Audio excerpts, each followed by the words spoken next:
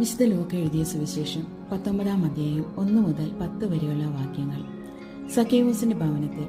സക്കേവൂസ് ചുങ്കക്കാരനായിരുന്നു. സമൂഹം അവനെ പാപിയായി കണ്ടിരുന്നു. എന്നാൽ അവൻ യേശുക്രിസ്തുവിനെ കാണാൻ ആഗ്രഹിച്ചു.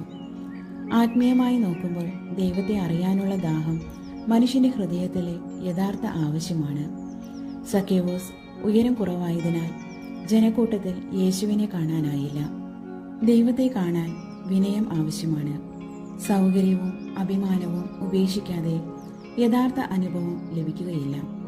രക്ഷ മനുഷ്യന്റെ പരിശ്രമം കൊണ്ടല്ല, ദൈവത്തിന്റെ കൃപ കൊണ്ടാണ് ആരംഭിക്കുന്നത്.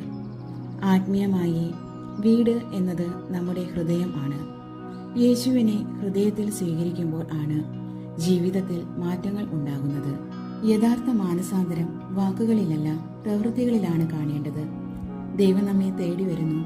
നാം എത്ര പാപികളായാലും അവൻ നമ്മെ ഉപേക്ഷിക്കുന്നില്ല. ദൈവം അനുഗ്രഹിക്കട്ടെ.